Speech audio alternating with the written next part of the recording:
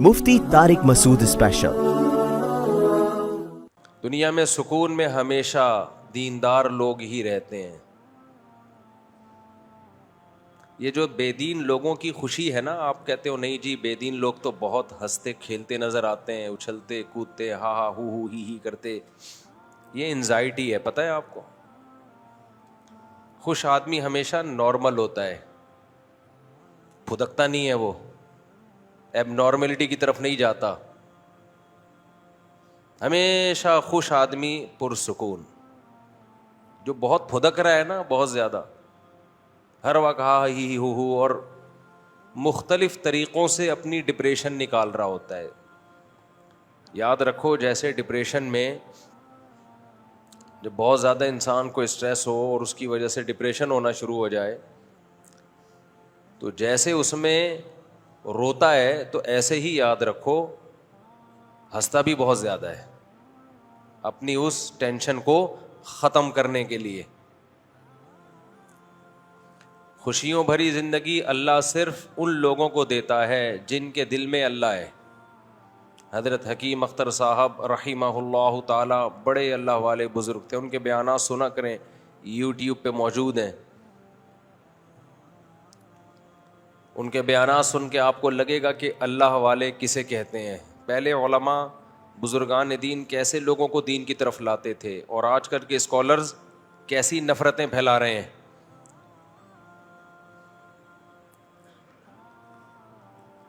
तो अल्लाह वाले लोग अल्लाह वाले होते हैं, उनको सुन के इंसान को सुकून मिलता है।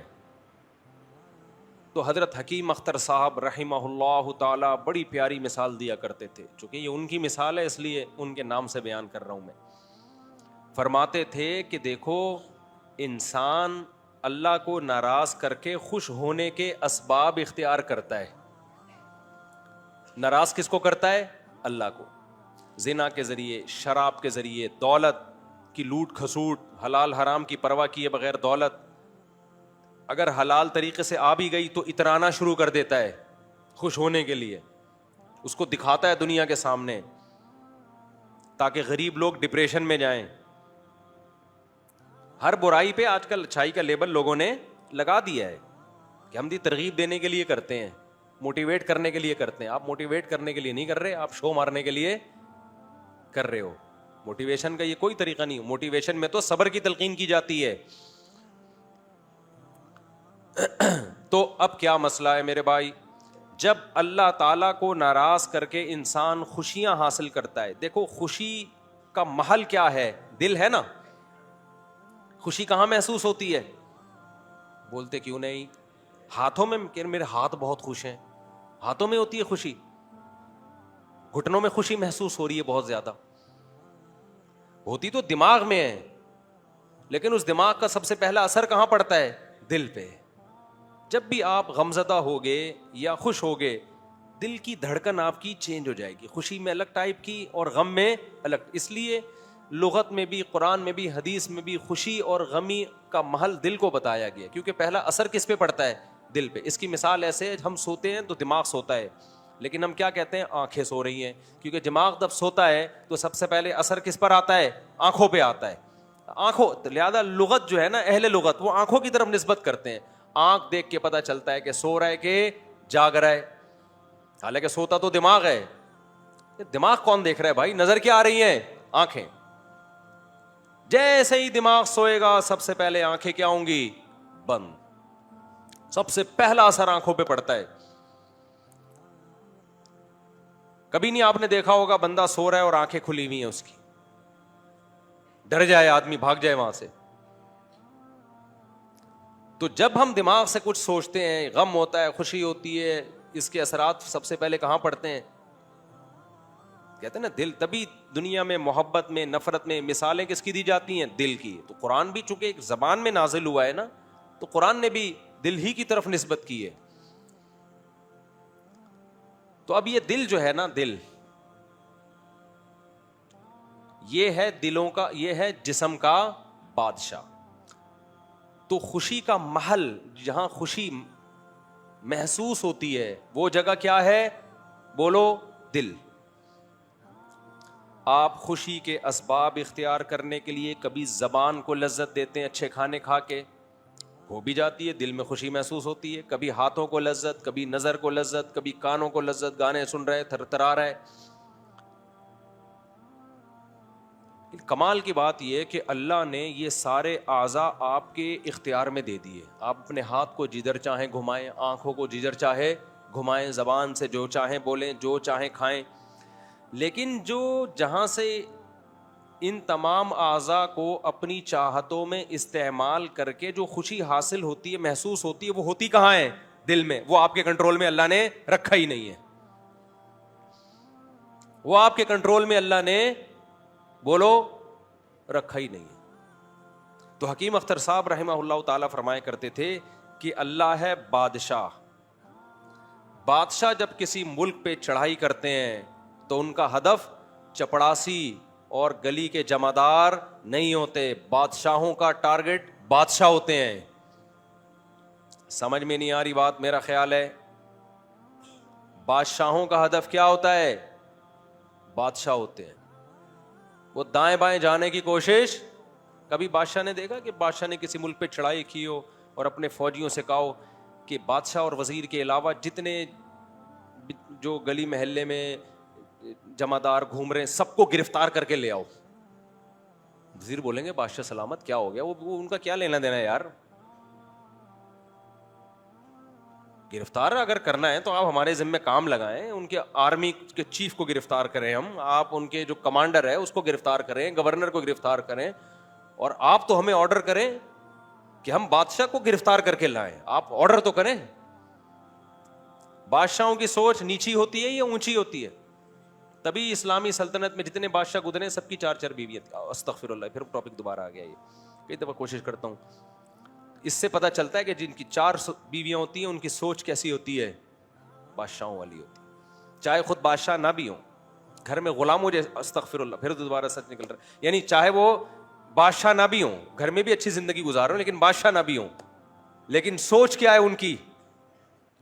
اب دیکھو چپ ہو گئے نا. سوچ کیا ہے؟ بادشاہوں والی. اس لیے شوق 4 کا رکھو. 4 کا شوق رکھنا اس کی علامت ہوگی، اس کی علامت ہوگا کہ تمہاری سوچ کیا ہے؟ بادشاہوں والی سوچ. سوچ تو اچھی رکھو نا میرے بھائی. تو حضرت حکیم اختر صاحب فرمایا کرتے تھے کہ بادشاہ جب ملک پہ حملہ کرتا ہے تو اس کا ہدف کیا ہوتا ہے؟ بادشاہ ہوتے ہیں. تو آپ سکون کے لیے جتنی کوششیں کر لو، اللہ جو آپ پہ اٹیک کرے گا نا، اللہ جو قبضے میں لے گا، وہ جسم کے بادشاہ دل کو قبضے میں لیتا ہے. اللہ کہتے ہیں تو خوشی اور راحتوں کے اسباب اختیار کر لے، دوں گا نہیں. کیونکہ دل کس کے کنٹرول میں ہے؟ دل میں نے آنکھیں تیرے کنٹرول میں دے دی ہیں، ہاتھ تیرے کنٹرول میں دے دیے ہیں، دل میرے کنٹرول میں ہے. یہاں سکون آنے نہیں دوں گا. کچھ بھی کر لے، یہاں نہیں سکون آنے دوں گا میں تجھے. یہ میرے ہاتھ میں. یہاں اسی کے سکون آئے گا جو کس کو خوش کرے گا؟ اللہ کو. اس کے دل میں سکون کی بالٹیاں اللہ بھر بھر کے ڈال دیتے ہیں.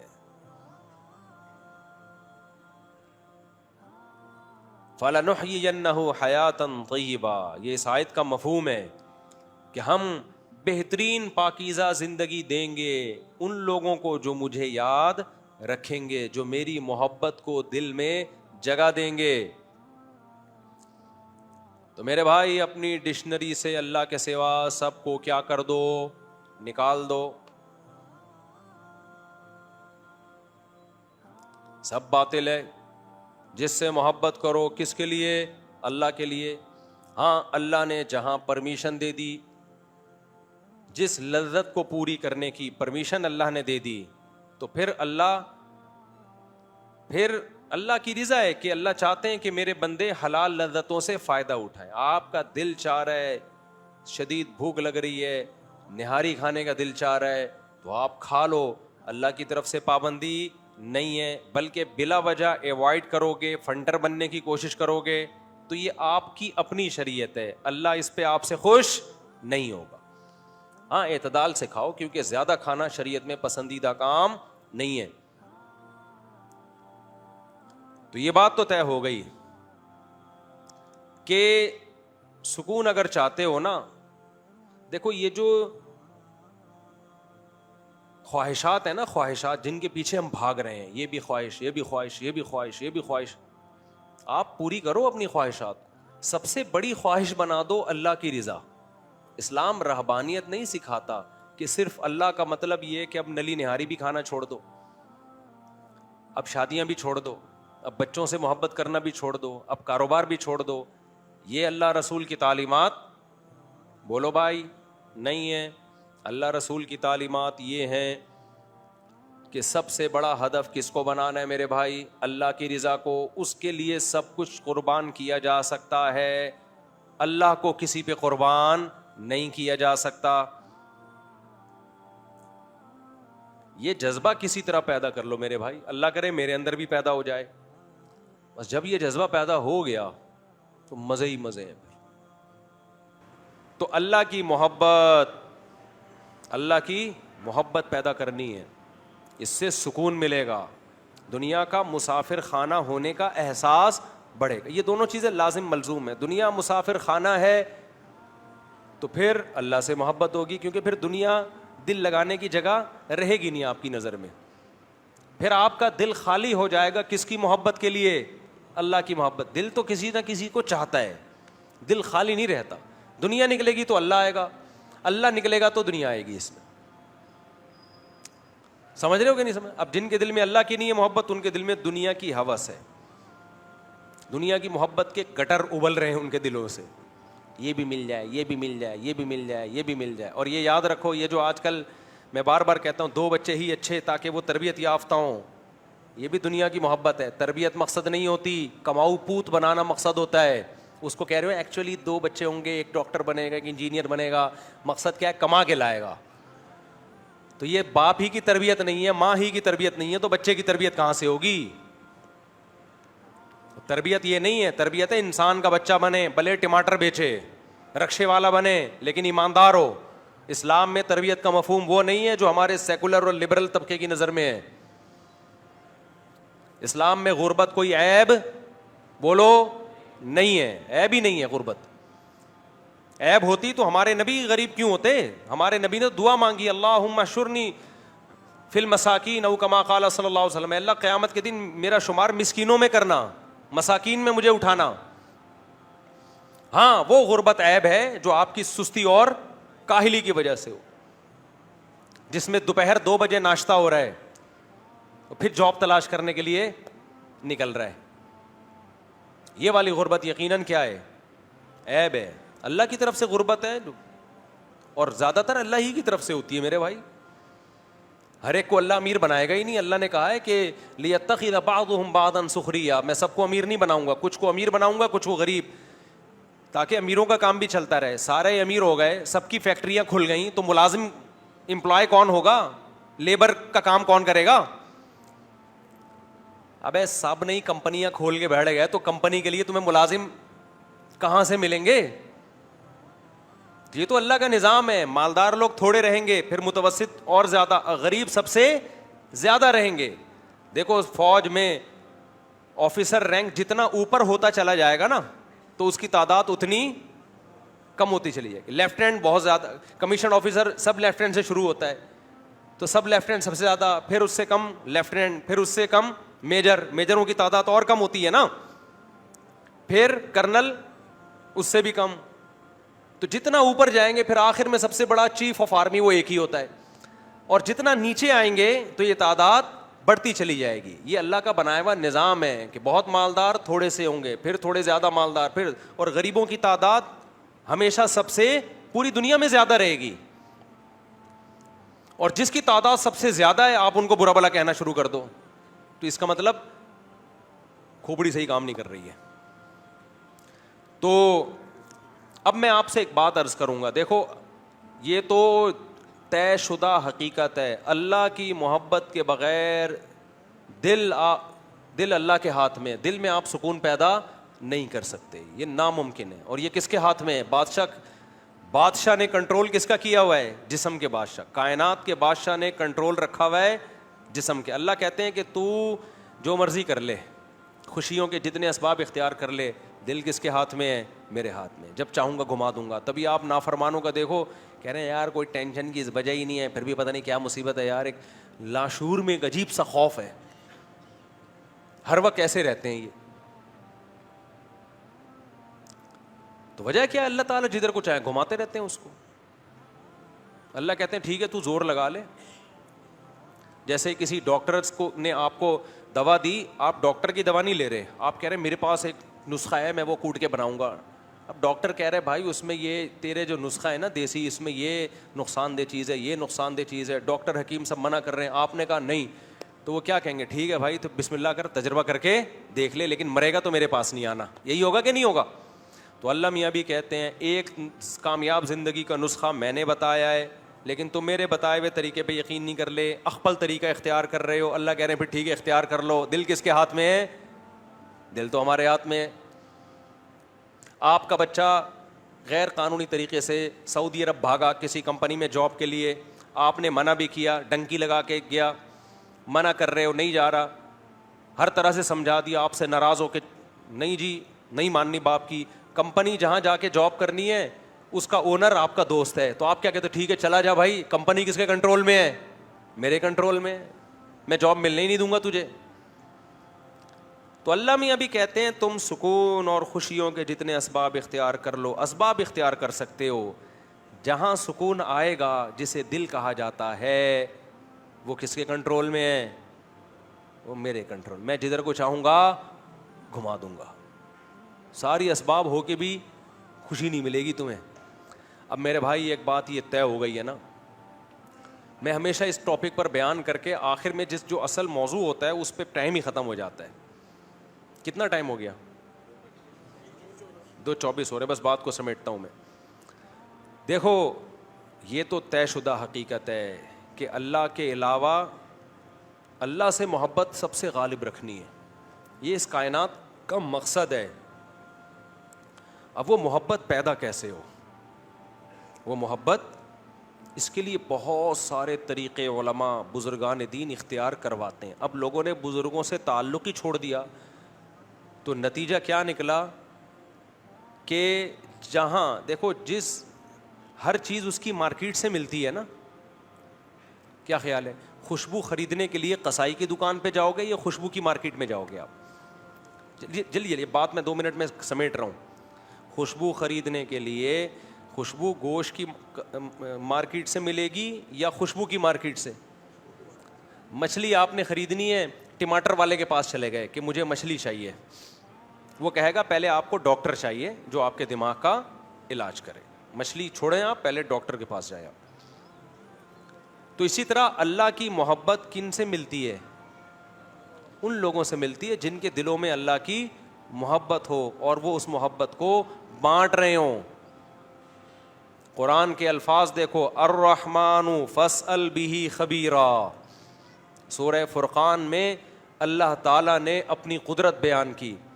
الم تر الی ربک کیف مد الظل, دیکھتے نہیں کیسے سایوں کو سمیٹتا ہوں. خلق من الماء بشرا, دیکھتے نہیں پانی کے ناپاک قطرے سے کیسے ایک انسان کو بناتا ہوں اور ددیال نلیال اور سسرال کا خاندان دے دیتا ہوں اس کو. پانی کو ایسی عزت دے دی. دیکھتے نہیں آسمان سے کیسے پانی برساتا ہوں. وَلَقَدْ صَرَّفْنَاهُ بَيْنَهُمْ, پانی ایک جگہ برستا ہے, نہروں اور چشموں کے ذریعے پھیلتا پوری دنیا میں.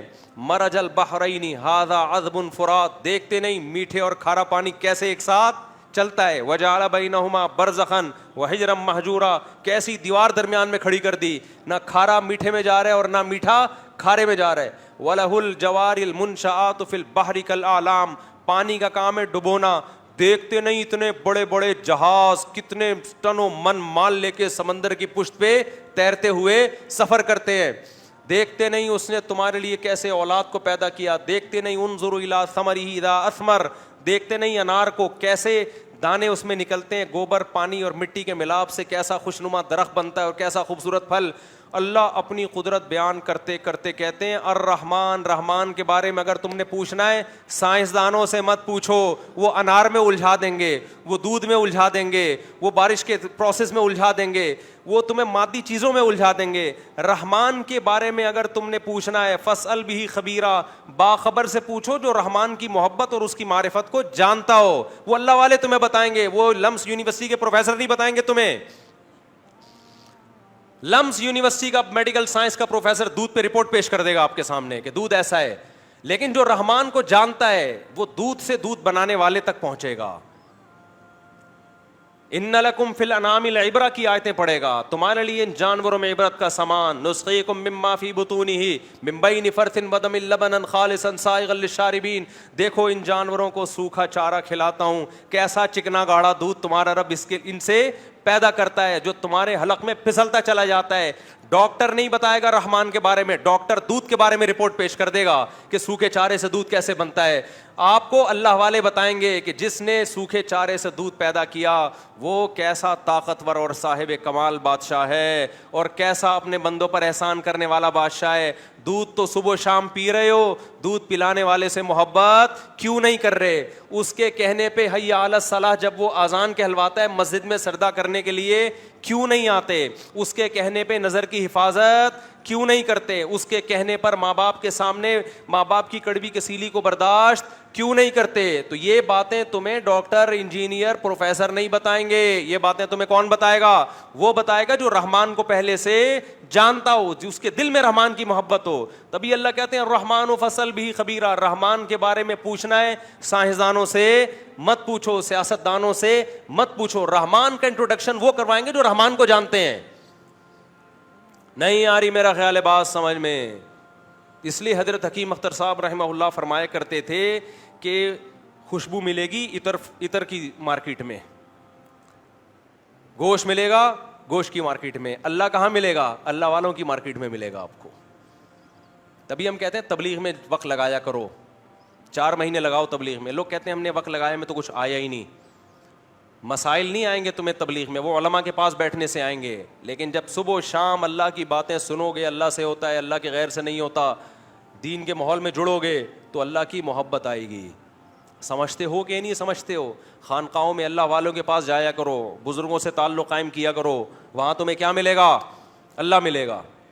نفرت والی تقریریں سنو گے تو نفرت ہی پیدا ہوگی، فلانا ایسا ہے تو ڈمکانا ایسا ہے۔ تو آج دیکھو نا یوٹیوب پہ ایک تماشا مچا ہوا ہے، وہ اس کے خلاف، وہ اس کے خلاف، وہ اس کے خلاف، اور جو سب کے خلاف ہے وہ کہتا ہے میں کسی کے خلاف نہیں، حالانکہ وہ سب کے خلاف۔ تو سب ایک دوسرے کے خلاف ٹانگیں کھینچنے میں، اور نواز شریف اور شہباز شریف اور پی ٹی آئی اور عمران خان اور آرمی چیف، ان مذہبی اسکالر سے نکلو تو سیاستوں میں جھگڑتا ہے یار، زبان ہی گندی ہو جاتی ہے۔ وہ چور ہے تو وہ فلانا ہے تو وہ ڈمکانا ہے۔ او بھائی جو ہے وہ آپ کے کہنے سے چینج، اپنے منہ کو کیوں گندا کر رہے ہو یار؟ اور یاد رکھو جن کو ہم بہت غلط سمجھ رہے ہوتے ہیں ضروری نہیں کہ وہ اتنے غلط ہوں جتنے آپ سمجھ رہے ہیں۔ ہمیں تو جسے ٹھڑک ہوگی اس سے بدترین دنیا میں کوئی ہے نہیں، اور جس سے ہمیں عقیدت ہوگی اس سے نیک دنیا میں کوئی ہے نہیں۔ یہ تو ہم خود غلو کا شکار ہیں۔ میں بار بار کہتا ہوں جس سیاستدان کو آپ بہت برا سمجھ رہے ہو اتنا برا نہیں سمجھو، تھوڑا سا کم سمجھ لو بس، اور جس کو بہت اچھا سمجھ رہے ہو اس کو بھی تھوڑا سا کم اچھا سمجھنا۔ بہت اچھا ہے لیکن اتنا نہیں جتنا آپ بولتے کیوں نہیں بھائی؟ جس سیاستدان کو آپ بہت برا سمجھ رہے ہو ہوگا برا، اتنا نہیں جتنا آپ سمجھ رہے ہو۔ جس کو بہت اچھا سمجھ رہے ہو ہوگا بہت اچھا، اتنا نہیں جتنا آپ نے سمجھنا شروع کر۔ اعتدال میں لے کر آؤ میرے بھائی، ہمارے مسائل یہ نہیں ہیں، اصل ہمارے مسائل کیا ہیں؟ کچھ اور ہیں۔ ہاں جب ووٹ دینے جانا ہو تو پھر تحقیق کرو، اس کے بعد جس کو سمجھ میں آتا ہے ووٹ دے دو۔ ہر وقت کرنے کی ضرورت کیا ہے منفی باتیں؟